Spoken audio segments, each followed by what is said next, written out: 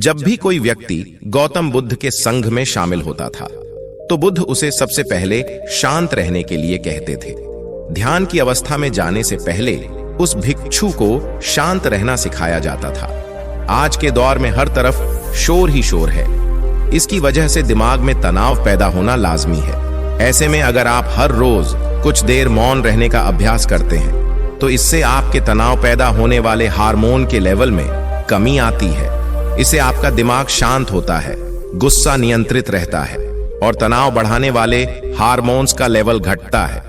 तो आज के इस वीडियो में हम जानेंगे कि किन मौके पर हमें शांत रहना है और किन मौके पर हमें बोलना है और शांत रहने से हमारे अंदर क्या बदलाव आ सकता है। दोस्तों, संध्या काल का समय था।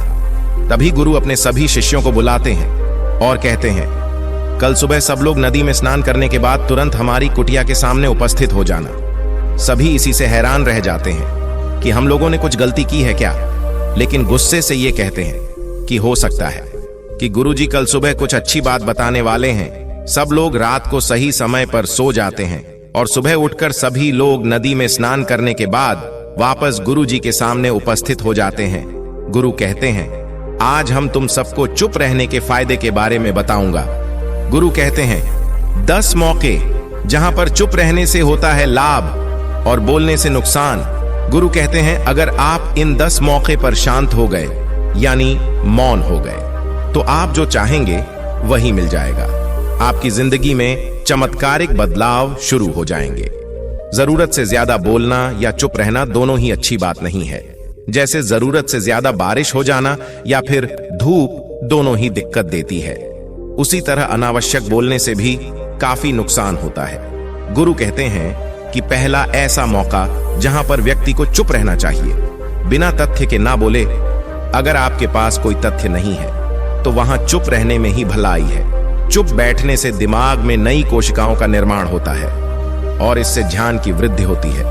बोलने में भलाई वही है जहां आपको किसी चीज के बारे में पूरा ज्ञान हो। अगर आप बिना तथ्य के कहीं बोलते हैं या फिर बेवजह बोलते हैं तो आपका वहां मजाक भी बन सकता है। अगर आपके पास पर्याप्त जानकारी नहीं है तो ऐसी जगह पर बोलने से आपका मजाक तो बनी ही रहेगी, साथ ही साथ लोगों का भरोसा भी आपसे उठने लगेगा। इसलिए ऐसी जगह पर शांत रहो जहां तुम्हें पता ना हो कि क्या बोलना है क्या नहीं। कई बार कुछ लोग ऐसे होते हैं जो हर जगह अपनी उपस्थिति बताने लगते हैं। उन्हें पता नहीं होता है कि हमें क्या बोलना है, लेकिन फिर भी बोलते जाते हैं और फिर बाद में दूसरे लोग उनके जाने के बाद उनका मजाक उड़ाते हैं। जब तक आपको उस तथ्य के बारे में अच्छा ज्ञान नहीं है, उसके बारे में पता नहीं है, तो वहां चुप रहना ही ज्यादा समझदारी है। गुरु ने कहा दूसरा ऐसा मौका जहां पर व्यक्ति को चुप रहना चाहिए, शब्दों से न पहुंचे ठेस। अगर आपके शब्द किसी को मानसिक ठेस पहुंचा रहे हैं तो वहां चुप हो जाना चाहिए। कमजोर व्यक्ति के बारे में कुछ भी बोलकर आप महान नहीं बन सकते हैं। महान आप किसी कमजोर का साथ देने में बनेंगे। कई बार होता है कुछ लोग अपने से छोटे व्यक्ति को भला बुरा कहते रहते हैं। सामने वाला इंसान तो कद से आपसे छोटा है, वह आपको कुछ नहीं बोलेगा, लेकिन आप उसकी नजरों में गिरते चले जाएंगे। हो सकता है कि कल वो भी आपसे पद में बड़ा हो जाए। पद में आपसे जब वह बड़ा हो जाएगा तो आज जो रवैया आपका उसके साथ है, आने वाले समय में वो भी आपके साथ वही करेगा। आप किसी को नीचा दिखाकर बड़ा नहीं बन सकते हैं। बड़ा बनना है तो अपने से छोटे लोगों का इज्जत भी करना सीखो और साथ ही साथ बड़े लोगों का भी सम्मान करना चाहिए। लोगों को लगता है कि अगर वह अकड़ कर बोलेंगे और सामने वाले को नीचा गिराने की कोशिश करेंगे तो वो बड़े बन जाएंगे। तो ये उन सब की भूल है। बड़े होने की बजाय आप उनकी नजरों में गिरते चले जाएंगे। गुरु ने आगे कहा, इसलिए शिष्यों तुम सब जब भी बोलना तो आदर भाव से बोलना ताकि तुम्हारी बात लोगों को अच्छी लगे। बोलने में भाई बहन, माता पिता, मित्र इत्यादि संबोधन शब्दों का इस्तेमाल जरूर करना। इससे तुम्हारी मान प्रतिष्ठा तो बढ़ेगी ही, साथ ही साथ लोगों की नजरों में तुम समझदार व्यक्ति बनते जाओगे। गुरु ने आगे कहा, तीसरा मौका जहां पर व्यक्ति को चुप रहने में ही भलाई है। क्रोध या घृणा करने वाले लोग, जब कोई अपना या सगा संबंधी आप पर क्रोध कर रहा हो, आपका अपमान कर रहा हो, तो आपको उस वक्त चुप रहना चाहिए। ताकि सामने वाले का गुब्बारा पूरी तरह से फट जाए। आप यदि सही है तो उसे कभी भी माफी मत मांगो और चुप रहकर ही सही समय का इंतजार करो। वो खुद आपसे माफी मांग लेगा जब उसे अपनी गलती का एहसास हो जाएगा। गुरु आगे कहते हैं कि अगर आपका कोई सगा संबंधी आप पर क्रोध कर रहा हो और आप उस समय शांत है तो ये आदर सम्मान देने की निशानी होती है। इससे ना तो कोई छोटा होता है और ना ही बड़ा। अगर आपको क्रोध आ रहा है तो आप या तो वहां से किसी का अनादर किए बिना चले जाएं या फिर चुप रहे। क्रोध करने से आपके रिश्ते खराब होंगे। क्रोध करने से हमेशा क्रोध करने वाले व्यक्ति का ही बुरा होता है। गुरु आगे कहते हैं कि एक बार की बात है, एक सांप जंगल से भागते हुए किसी राजा के घर में पहुंच गया। लोगों ने छेड़खानी की तो वो सांप बहुत ही गुस्सा हो गया, जिससे घर में जो तलवार पड़ी हुई थी उसी को लपेटकर कसने लगा और धीरे धीरे उसका पूरा शरीर कट गया। ठीक उसी प्रकार हमारा गुस्सा भी हमारे शरीर को तलवार की भांति काटता रहता है। गुस्सा ध्यान से खत्म होता है। प्रतिदिन अगर आप ध्यान की मुद्रा में बैठे तो आपका गुस्सा आपके नियंत्रण में रहेगा। गुरु आगे कहते हैं कि ये तरीका है कि आप प्रतिदिन ध्यान का अभ्यास करें। इससे आपके शरीर में जो हार्मोन्स गुस्से को बढ़ावा देते हैं वो सब तुम्हारे नियंत्रण में रहेंगे, जिससे तुम्हारे शरीर गुस्से पर आसानी तरह से काबू पा लेगा। लेकिन एक तरीका यह भी है कि जब भी आपको गुस्सा आए तो आप ये समझने का प्रयास करें कि क्या मेरा गुस्सा जायज है या नहीं। हमें वहां पर बोलना चाहिए कि नहीं। जब आप खुद इस बात का आकलन लगा पाएंगे तो आपको खुद पता चल जाएगा कि हमें गुस्सा करना चाहिए या नहीं। फिर भी आपको गुस्सा आ रहा है तो आप वहां से हटने का प्रयास करें, वहां से दूर चले जाएं। धीरे धीरे समय के साथ आपका दिमाग शांत हो जाएगा। गुरु ने कहा, चौथा ऐसा मौका जहां पर इंसान को बहुत ही समझदारी के साथ काम लेना चाहिए, वहां पर आपको चुप ही रहना चाहिए। जहां पर उस मुद्दे से आपका कोई संबंध ना हो। अगर आपका किसी मुद्दे से कोई संबंध ना हो तो वहां आपका चुप रहना बनता है। बिना किसी वजह अगर आप दूसरे के मुद्दे पर बोलेंगे तो ये आपके लिए अनिष्टकारी होगा। इसमें केवल और केवल आपका ही नुकसान है। जल्द ही आप कहीं भी किसी दो लोगों के बीच हो रहे विवाद में जल्दी अपनी टांग ना डालें। अगर सामने वाला आपको बुला रहा है अपना झगड़ा शांत करवाने के लिए तो ही आप वहां पर जाएं। किसी की व्यक्तिगत जिंदगी में दखल अंदाजी नहीं देनी चाहिए जब तक कि वो व्यक्ति आपको नहीं बुलाता है अपने झगड़े को शांत करवाने के लिए। कुछ लोग फालतू में दूसरे के विवाद में कूद पड़ते हैं। इससे उनके मान सम्मान और मर्यादा पर लोग उंगली उठाने लगते हैं। गुरु कहते हैं कि 10 मौकों में से 5वां ऐसा मौका जहां पर व्यक्ति को बहुत ही समझदारी के साथ चुप रहना चाहिए। आपके शब्दों से किसी मित्र को हानि न पहुंचे। अगर आपके शब्द सामने वाले के परिवार या मित्रों की प्रतिष्ठा के बारे में बुरी झलक दिखा रहे हैं तो वहां आपको चुप रहना चाहिए। किसी के परिवार या फिर मित्र के बारे में बुरा बोलने से केवल आप ही बुरे बनेंगे। जो चीज आसानी से खत्म की जा सकती है उसे अपने शब्दों से बड़ा ना करें। बिना चिल्लाए बात करने का प्रयास करते रहना चाहिए। अगर आप बिना चिल्लाए कोई बात नहीं कह सकते तो आपका चुप रहने में ही भलाई है।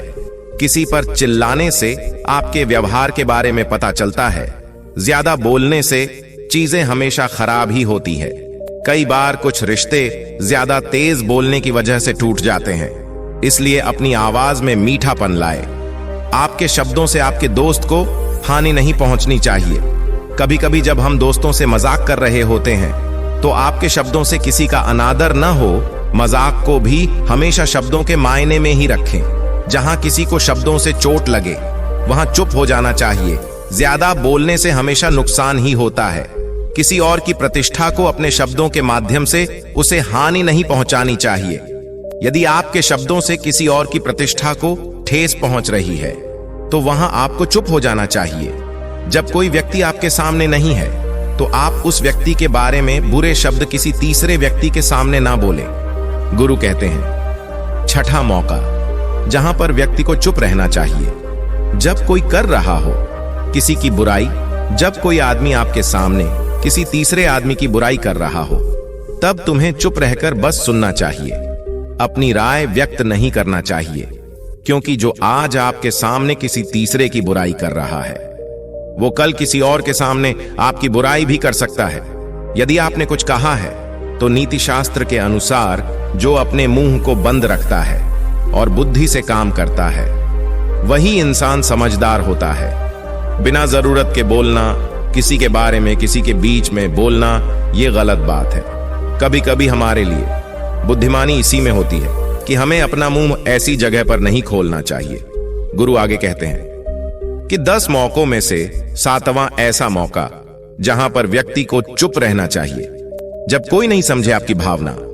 यदि आपको लग रहा है कि कोई व्यक्ति आपकी भावना, दुख या परेशानी को शब्दों में नहीं समझ रहा है, यदि आपको लग रहा है कि सामने वाला व्यक्ति आपकी भावना या दुख को या आपकी जो परेशानी है उसको वह समझ नहीं पा रहा है या समझने का प्रयास ही नहीं कर रहा है या वह आपको ध्यान से सुन ही नहीं पा रहा है, तो ऐसे व्यक्ति के सामने आप चुप ही रहे, क्योंकि ऐसे लोगों को आपकी भावना या दुख से कोई मतलब नहीं होता है। ऐसे लोगों को अपना राज बताकर आप पछताएंगे ही बाद में। इसलिए हर किसी को अपने मन की बात नहीं बतानी चाहिए। अगर आपको लग रहा है कि सामने वाला आपकी बात को नहीं समझ पा रहा है, आपकी भावनाओं को नहीं समझ पा रहा है, तो वहां पर आपको नहीं बोलना चाहिए, क्योंकि ऐसे में आपका मजाक ही बन जाएगा। जब आपको लगने लगे कि सामने वाला आपकी भावनाओं को ठीक तरीके से समझ रहा है, आप जो कह रहे हैं वो ठीक से सुन रहा है, तभी आप उसे अपनी बात कहें। गुरु कहते हैं कि 8वां मौका जहां पर आपको चुप रहना चाहिए, जब कोई इंसान अपना दुख व्यक्त करे। यदि कोई इंसान अपने दुख या परेशानी को आपको बता रहा है, तो इसका मतलब यह है कि वो आपको अपना समझ रहा है। ऐसे में तुरंत ही उसे समाधान बताने के बजाय चुप रहकर उसके दुख या समस्या को सुने। उसके दुख या समस्या को किसी और को ना बताएं। वो इसलिए नहीं बता रहे हैं कि आप उसकी समस्याओं का समाधान कर देंगे, बल्कि वह इसलिए भी बता रहा है कि सामने वाला उसकी बात को समझ रहा है। कई बार बताने से दुख कम हो जाते हैं।